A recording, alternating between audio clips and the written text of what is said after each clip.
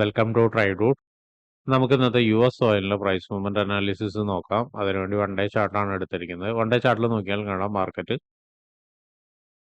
ഒരു നല്ലൊരു സപ്പോർട്ട് ഏരിയയിലേക്ക് മാർക്കറ്റ് വന്നതിന് ശേഷം നിരവധി തവണ സപ്പോർട്ട് എടുത്തിട്ടുണ്ട്. അപ്പോൾ കഴിഞ്ഞ ഫ്രൈഡേയിലും അതുപോലെ തന്നെ ഇന്നും ആ ഒരു സപ്പോർട്ട് ഏരിയയിലേക്ക് തന്നെ മാർക്കറ്റ് വന്നിട്ടുണ്ട്.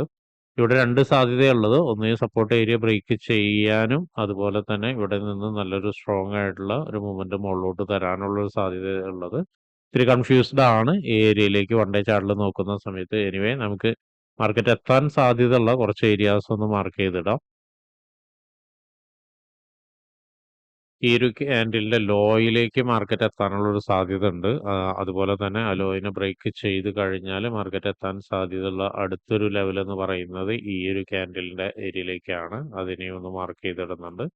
അതുപോലെ മുകളിലോട്ട് വരുന്ന സമയത്ത് കഴിഞ്ഞ ദിവസം, അതായത് കഴിഞ്ഞ ഫ്രൈഡേ ക്രിയേറ്റ് ചെയ്ത ഈ ക്യാൻഡിലിന്റെ ഹൈയിലേക്ക് എത്താനുള്ള ഒരു സാധ്യതയും കാണുന്നുണ്ട്. അപ്പൊ ഇത്രയാണ് വൺ ഡേ ചാർട്ടിലെ പ്രധാനപ്പെട്ട ഏരിയാസ് നമ്മൾ മാർക്ക് ചെയ്തിടുന്നത്. ഇനി നമുക്ക് 1 ഹവറിലേക്ക് പോവാം.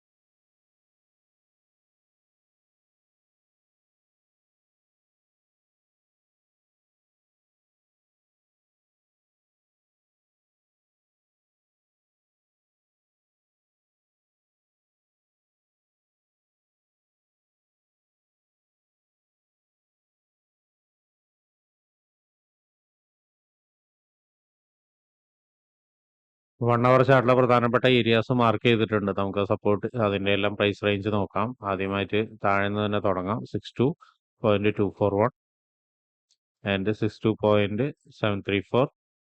അടുത്തത് 63.637, 64.122. അടുത്തത് 64.431. അടുത്തത് 64.849. ഇനി റെസിസ്റ്റൻസ് ഏരിയ നോക്കാം. 66.313 ആൻഡ് 66.831.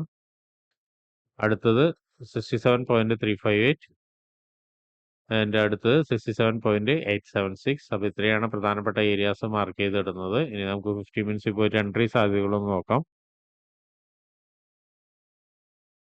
50 മിനിറ്റ്സിലോട്ട് വരുന്ന സമയത്ത് ഇവിടെ ഒരു റെസിസ്റ്റൻസ് ഏരിയ ഉണ്ട്. ആ റെസിസ്റ്റൻസ് ഏരിയയിലാണ് ഇപ്പോൾ മാർക്കറ്റ് വന്ന് നിൽക്കുന്നത്. ആ ഒരു ലെവലിനെ ഒന്ന് ജസ്റ്റ് ഒന്ന് മാർക്ക് ചെയ്ത് കളർ ചേഞ്ച് ചെയ്തിടുന്നുണ്ട്. അവിടെ നിന്ന് ഒരു കൺഫർമേഷൻ കിട്ടുകയാണ്, താഴോട്ടേക്ക് ഒരു സെൽ കൺഫർമേഷൻ കിട്ടുകയാണെങ്കിൽ മാർക്കറ്റ് വീണ്ടും ഈ ഒരു ലെവലിലേക്ക് എത്താനുള്ള സാധ്യത വളരെ കൂടുതലാണ്.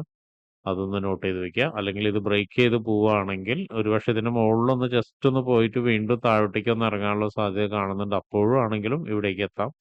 അല്ലെങ്കിൽ ബ്രേക്ക് ചെയ്തിട്ട് കുറച്ച് നേരം ഇവിടെ നിന്നതിന് ശേഷം വീണ്ടും ഒന്ന് മുകളിലോട്ട് പോവാം. അങ്ങനെ എത്തുന്ന സമയത്ത് 50 മിനിറ്റ്സിന്റെ അടുത്തൊരു ഏരിയ എന്ന് പറയുന്നത് ഈ ഒരു ലെവലാണ്. ആ ഒരു ലെവലിലേക്ക് മാർക്കറ്റ് എത്താനുള്ള ഒരു സാധ്യത കാണുന്നുണ്ട്. അതും ബ്രേക്ക് ചെയ്ത് കഴിഞ്ഞു കഴിഞ്ഞാൽ അടുത്ത 1 അവറിന്റെ പ്രധാനപ്പെട്ട റെസിസ്റ്റൻസിലേക്കും അവിടെ നിന്നൊരു കൺഫർമേഷൻ, ഒരു സെല്ലിംഗ് കൺഫർമേഷൻ കിട്ടുകയാണെങ്കിൽ, നല്ലൊരു കൺഫർമേഷൻ താഴോട്ടേക്ക് നമുക്ക് കിട്ടുകയാണെങ്കിൽ കുറച്ചും കൂടി ഇറങ്ങി വരാനുള്ള സാധ്യത കാണുന്നുണ്ട്. അല്ല ബ്രേക്ക് ചെയ്യുകയാണെങ്കിൽ അടുത്ത റെസിസ്റ്റൻസിലേക്കും എത്താനുള്ള സാധ്യതകൾ കാണുന്നുണ്ട്. ഇവിടെയൊക്കെ ശ്രദ്ധിക്കേണ്ടത് എന്ന് വെച്ചാൽ ഇവിടെയൊക്കെ നോക്കിയാൽ കാണാം 50 മിനിറ്റ്സിന്റെ സപ്ലൈ നടന്ന ഏരിയ ആണ്. അപ്പോൾ അവിടേക്കൊക്കെ എത്തുന്ന സമയത്ത് ഒരുപക്ഷെ മാർക്കറ്റ് വളരെ സ്ട്രോങ് ആയിട്ട് ചിലപ്പോൾ താഴോട്ടേക്ക് തന്നെ ഇറങ്ങി വരാനുള്ള ഒരു സാധ്യതയും കാണുന്നുണ്ട്. ഇനി അടുത്ത ഒരു ലെവൽ എന്ന് പറഞ്ഞാൽ അടുത്തൊരു ലെവൽ എന്ന് പറഞ്ഞാൽ ഈ ഒരു സപ്പോർട്ട് ഏരിയ നമ്മൾ നേരത്തെ പറഞ്ഞു, ഇവിടെ നിന്നിട്ട് ഒരുപക്ഷെ മാർക്കറ്റ് വളരെ സ്ട്രോങ് ആയി തന്നെ മുകളിലോട്ട് പോകാനുള്ള സാധ്യതയുണ്ട്. ഇത് വളരെ സ്ട്രോങ് ആയിട്ടുള്ള ഒരു സപ്പോർട്ട് ഏരിയ ആണ്.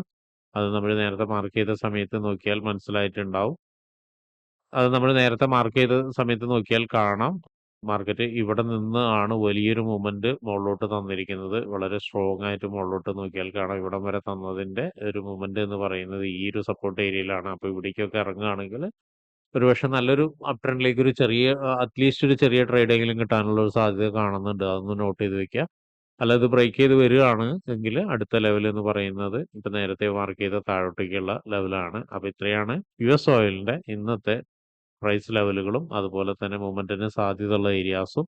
ഇവിടേക്ക് മാർക്കറ്റ് വരുന്ന സമയത്ത് എങ്ങനെയാണ് ബിഹേവ് ചെയ്യുന്നത് എന്നുള്ളത് നോക്കിയതിന് ശേഷം മാത്രമാണ് ട്രേഡ് എടുക്കേണ്ടത്. ഒരിക്കലും ബ്ലൈൻഡ് ആയിട്ട് എടുക്കരുത്. അതൊന്ന് നോട്ട് ചെയ്ത് വെക്കുക.